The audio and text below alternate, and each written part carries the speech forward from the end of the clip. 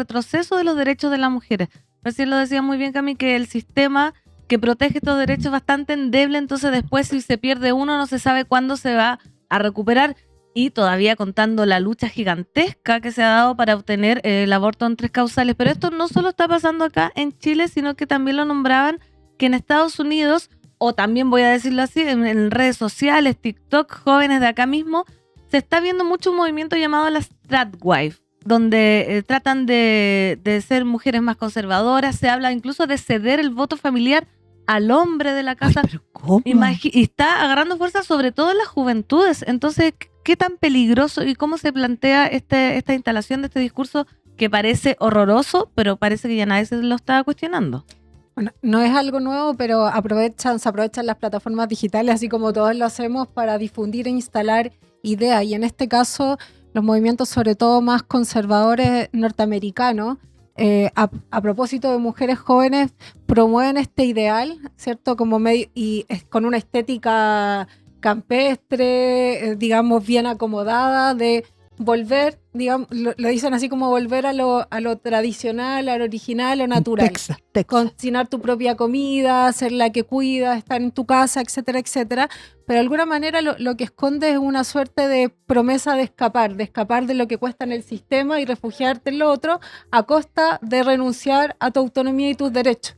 Entonces, claro, para alguien que tiene muchos recursos puede ser una opción posible, ¿cierto? Decidir vivir de otra manera, pero quien no tiene esos recursos, lo que hace es dejarle sin autonomía, promover este tipo de relato, y entonces es una suerte como de escapar de la realidad actual, que es compleja, etcétera, y le sirve también a los estados conservadores y autoritarios para restringir derechos, porque el ejemplo que yo decía, si la mujer está cuidando en la casa, bueno, la política de esa lacuna, pongámosle menos recursos, que exista menos, porque desaparece ese problema de compatibilizar. Y punto nomás. Así es. Entonces, te van instalando esta idea, esta narrativa de que tú puedes elegir otra forma.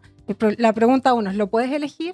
2, ¿qué es esta visión que te están instalando? Es la estructura más tradicional y patriarcal de la familia. La mujer juega un rol específico, el hombre juega el otro rol específico, y eso de alguna manera naturaliza que quien hace los trabajos domésticos son las mujeres, que tenga dependencia económica. Entonces va articulando todo esto y en la propuesta, digamos, en este momento más radical, que tampoco es nueva, es decir, que la mujer deje de votar porque tiene que jugar otro rol y que vote, hay un voto familiar que lo ejerce el jefe del hogar, que es lo que en una convención reciente en Estados Unidos empezaron a promover una influencer de 21 años. Uno dice, de 21 años promoviendo ese tipo de ideas. ¿Y qué tan loco, Víctor, o qué tan marginal es esto del household voting? Porque uno dice, uy, que no, mira, esto no va a pasar, mira qué difícil, mira qué lejano. Lo mismo decíamos del cuento de la criada, pero estamos hablando del proyecto de Escucha sus latidos. Bueno, no es exactamente lo mismo, pero en Chile, en los años 80, en la Comisión Ortúzar, se discutió el voto censitario.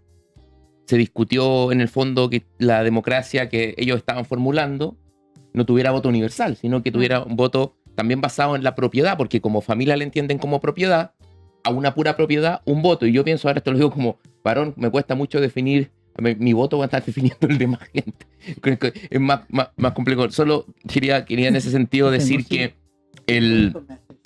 hay que responder la pregunta de por qué, no solo criticar estas ideas que me parecen criticables, sino que también hay que responder una pregunta de por qué están teniendo tanto eco en la sociedad.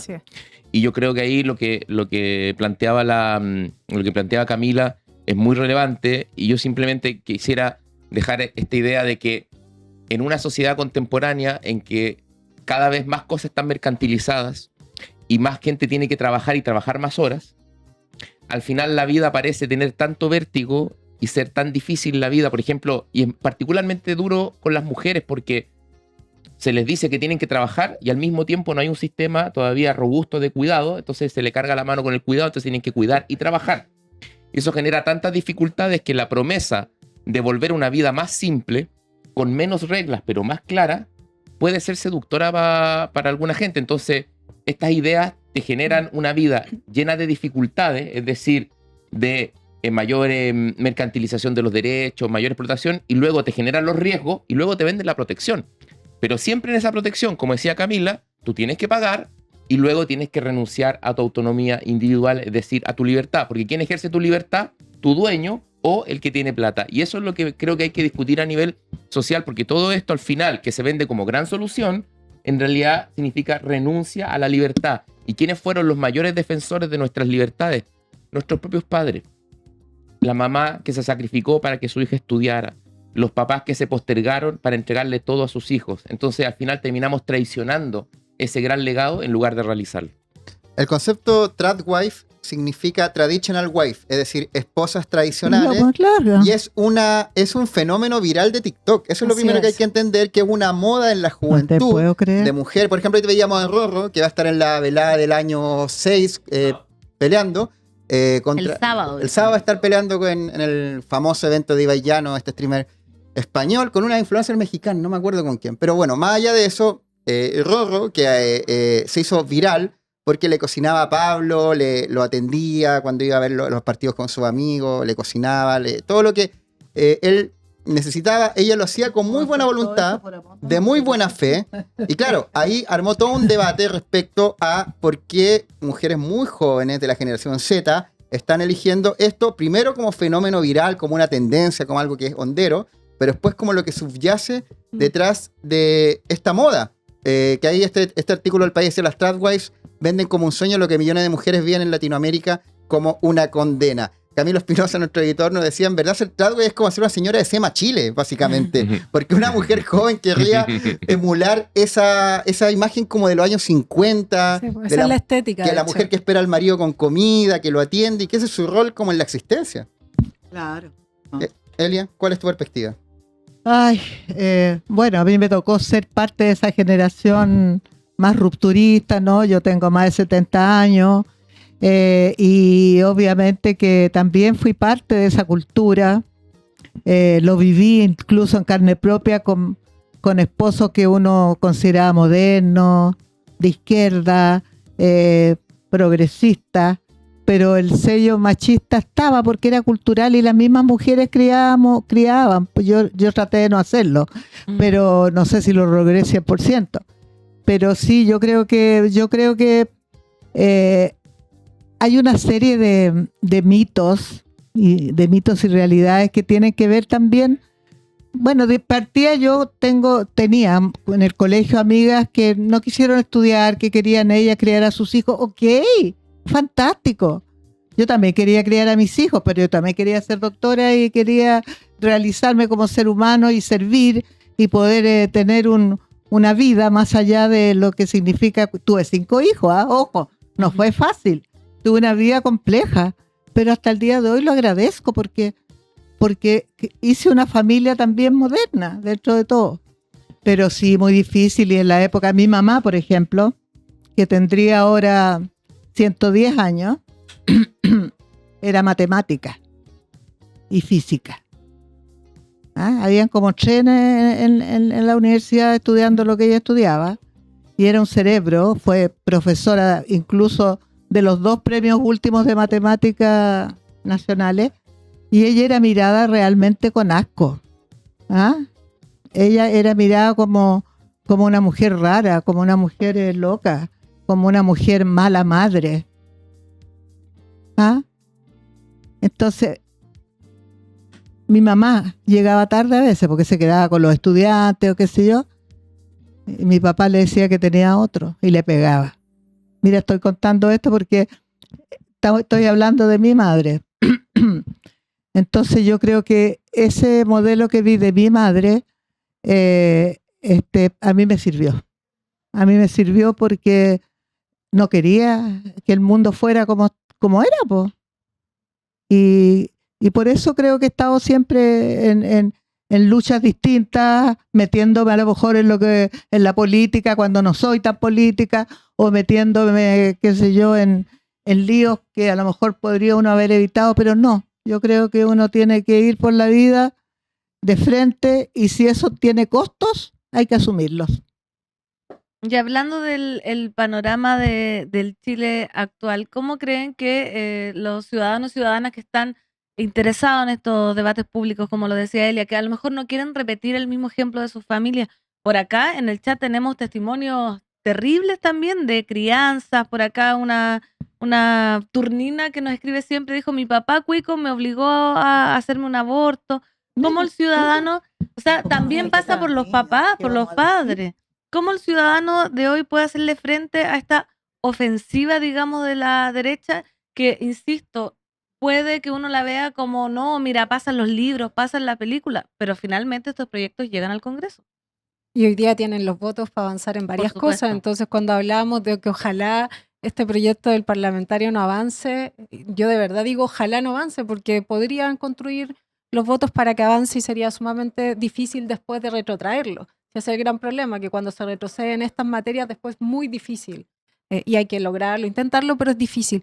Yo creo que hay que ser súper consciente de si estamos decidiendo libremente estas opciones que nos están vendiendo, por ejemplo, en esta tendencia de TikTok. Porque claramente me encantaría estar en una casa gigante en el campo sin tener que cierta necesidad económica, cocinando, sacando leche de la vaca y haciendo mis quesos.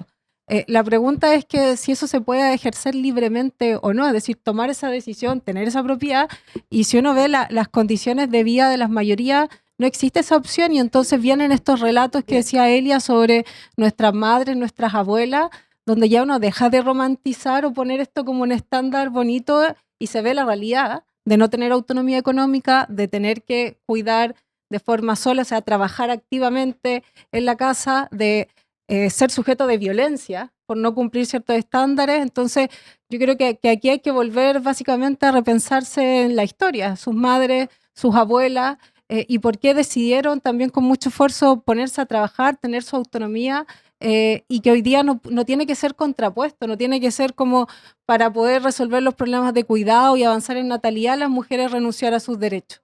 O sea, ahí tenemos un problema, y ese es el callejón que nos ponen estos gobiernos de ultraderecha, es una o la otra. Claro. Yo creo que hemos avanzado en decir, hemos avanzado en tener instituciones y en desarrollar un Estado que nos permita justamente que las mujeres ejerzan su libertad. Y su libertad, insisto, no es andar abortando por la vida. Su libertad es justamente poder desarrollarse, estudiar, trabajar si se decide, cuidar en buenas condiciones si se decide, pero esa es la libertad que ha estado en entredicho, que hoy día vuelve a estar en tensión, y creo que, como lo decía Elia, lo decía Víctor antes, en las historias de nuestras madres, de nuestras abuelas, queda muy evidente este modelo que hoy día tratan de presentar como algo romántico, bonito, y que claro, uno lo puede hacer por amor, o sea, cocinarle al otro por amor, pero no por, por una responsabilidad, ¿cierto?, de un rol que hay que ejercer, y que al final significa poca libertad. Chiquillos, para ir cerrando, Elia acá en el chat agradece mucho que nos hayas contado tu testimonio, personalmente también lo agradezco. Es súper importante que se puedan abrir estas experiencias, abrir el corazón para que el debate baje un poco a tierra y, como lo decía, no creer que está como tan lejos de nosotros o que no nos va a tocar. ¿Alguna reflexión final de este tema? Bueno, además de agradecer la invitación, creo que conversar, y también como tus invitados, porque somos como transversales en términos de las disciplinas que nosotros manejamos, creo que eso es súper importante, porque esto no es un tema médico, es muy importante la parte médica, por supuesto, la parte de salud física y de salud mental, pero también está la construcción social, ¿no es cierto?, de procesos de libertad, de procesos de mejora, de procesos que puedan ir avanzando y rompiendo estas tramas duras que pone el conservadurismo, y que es una corriente. Y mi reflexión sería fundamentalmente cómo podemos trabajar desde nuestro lugar de desarrollo personal y social para empoderar, para que esto sea un clamor y no sea la voz de unos pocos de izquierda, zurdos, como nos dicen en el Congreso, los zurdos. Entonces, tampoco creo que es bueno poner que los de derecha son malos y los de izquierda somos buenos. Yo lo creo un poco, pero no, son bromas, no. Pero creo que es importante poner esto en un ámbito transversal políticamente y ponerlo en el aspecto humano, en la filosofía humana, en la libertad, en los derechos humanos y en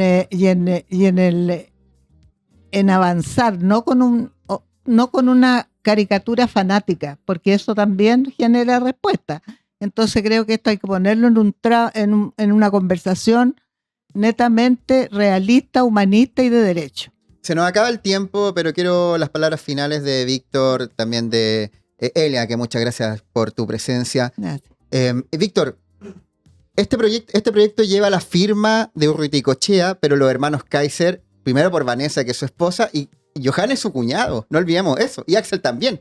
Entonces, Johannes Kaiser, que ha declarado al respecto, tiene también el sello de esta derecha libertaria, derecha radical, ultra, como quieran decirle, que está siendo muy influyente también en la conversación y por ende ciudadanos pueden llegar a apoyar ideas tan aberrantes que es una tortura al final como esta. El proyecto Escucha su Corazón.